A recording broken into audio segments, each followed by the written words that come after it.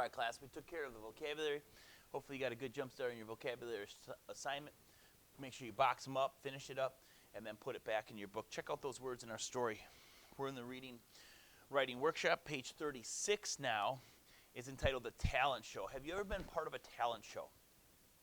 When I was younger, my mom got a bunch of kids together, and we did this talent show. Some of the kids that she got together were cheerleaders. Some of the kids that got together liked sports, and so the cheerleaders did a cheer, and some of the guys like sports did some little ball handling, and then we sang a song at the end, and that was the only time I was ever in a talent show. But if you've ever been in a talent show, maybe you've had the opportunity to demonstrate one of your great, awesome talents. Now, maybe you wanted an opportunity to go to the talent show and see other people demonstrate their awesome gifts and talents from God. Well, let's check about the young ladies in our talent show today. Remember, our essential question this week is, how do your actions affect others? We're going to see that in our characters this week. Tina, there's a school talent show in 3 weeks. I shouted to my best friend. My older brother and I had been teaching my older brother had been teaching me juggling, and I knew he'd help me with my act. So again, we're in first person. It's I, and we got this friend Tina over there. Hey, there's a talent show. I'm thinking about juggling. And then Tina, my friend, let's find out about her. Tina ran over to the bulletin board and she read the poster. Mara, what's our act going to be? Tina asked me. Our act? I asked, taking a tighter grip of my books. Tina grinned, pointed to the poster and said, it says ask can be individuals, one, partners, or small groups. My grip on my books became very uncomfortably tight. You want to do an act together? It'll be fun, Tina said. I hesitated for a second before continuing. I got an idea, and Tina interrupted me. Yeah, me too. Let's talk at lunch. Now, Tina sounds like a really good friend. She's really fired up, and she wants to spend a lot of time with Mara. Back in Mara's mind, don't forget, she wanted to juggle. But she didn't get a chance to say, Tina, I'm going to do a juggling act. Why don't you think of something else? Well, she probably doesn't want to hurt her friend's feelings.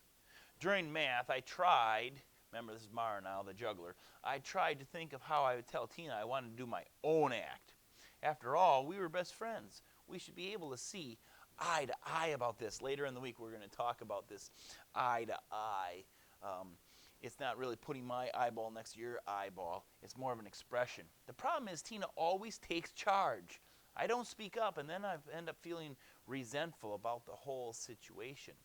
I desperately wanted to win, but it was more than that. I wanted to win on my own, with the act that was all mine. At lunch, Tina started talking as soon as we sat down. I have it all planned out. My inspiration came from a new TV show, You've Got Talent. We can sing along to a song, and we can do a dance routine, and my mom can make us costumes. Now that sounds pretty good.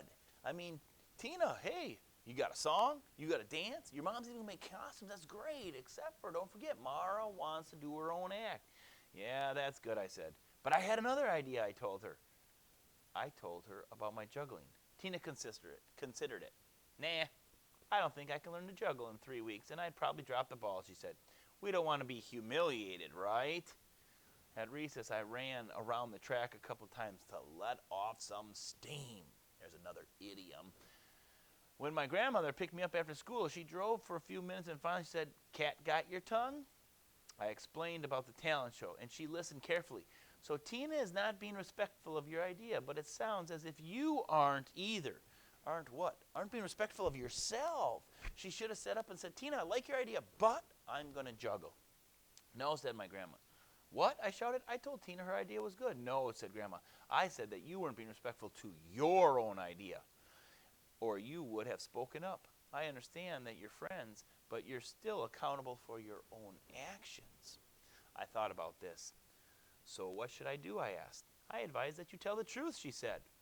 It wouldn't hurt you to let Tina know what you want. Besides, my grandmother added, it will be good for your self-esteem.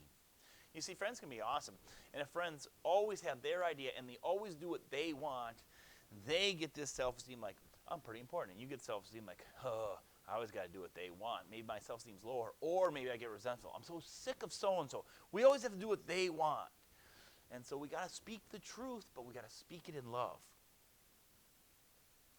When we got home, I took 12 deep breaths, called Tina, and told her I was going to do my own juggling act. She was curt on the phone. That means courteous, kind of short, but, oh, okay, yep, all right, yep, thanks, bye.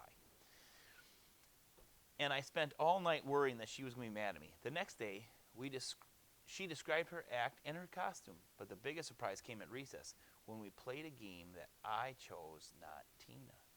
I guess standing up for myself did pay off. Okay, another happy ending. A lot of stories have this.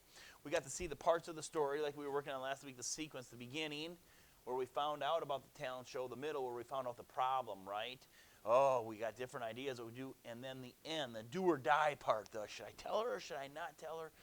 And it turned out all right. All right, guys, your job is to read that reading story once to yourselves now, and then take care of the vocabulary word, and you're set for Tuesday's reading.